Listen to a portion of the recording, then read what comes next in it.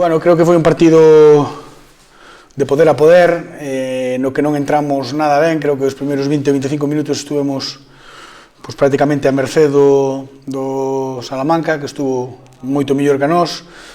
Creo que cambiamos o dibuixo e nos veu ben poñernos con 3 centrais e con 2 puntas. Podemos ter un poquinho máis de control de balón, aí ao final do segundo tempo tuvemos un gol que anulaba a Cristian, que creo que é legal, e unha de Rameseiro man a man para poñernos por diante. Bueno, no segundo tempo, ese gol no minuto 46, non? A un minuto do segundo tempo, pois nos poñía as cousas moi complicadas. É verdad que moitas veces con corazón, pero tamén con fútbol fomos capaces de igualarlo nun balón parado, sempre amenazados polo Salamanca, que creo que veo aquí e non veo a especular, sabe que necesita puntos e creo que nos fixo situacións de gol e nos correu moitas veces, pero en ese ida e volta nos estamos cómodos por momentos, ou temos máis chegada, chegamos moita xente, fomos capaces de facer o 2-1, que pudo caer para calquer lado. Non hai que virse moi arriba co resultado, porque creo que pudo caer para calquer lado. O que vamos a Luís é que cando un está coa flecha para arriba pasan estas cousas. Sí, home, o equipo está pleno de confianza, quere ir. Eu non quería que eles nos correran tanto, pero os futbolistas iban igual, e agora me decían que é a naturaleza do propio equipo, e a veces é difícil incluso de manexala, non?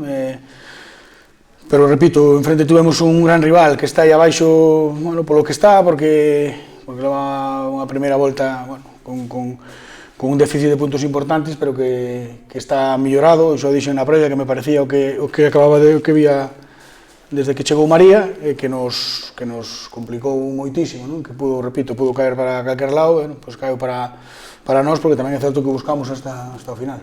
Desde 15, o momento do equipo é fantástico. Sí, home, agora é un gran momento que tamén hai que saber xestionar.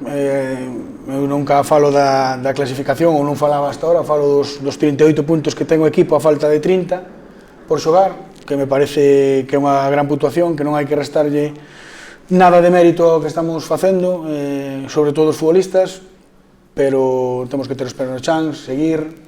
Vemos que se 25 minutos estamos relaxados, calquer equipo nos fai peligro, entonces temos que corrixir cousas, seguir mellorando e seguir sendo ambiciosos. É o mellor momento da tempada, por iso que xe dicía Javi, ademais que dicías, non? Que ainda que ti parecía que dicías non corrades, e que non se conformaban, é a por máis.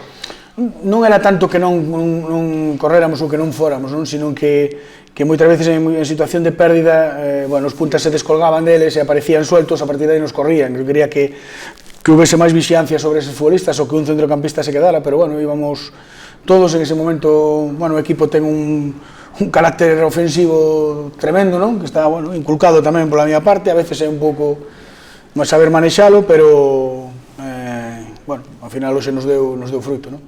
E os fichaxes invernais que tamén están aportando bastante.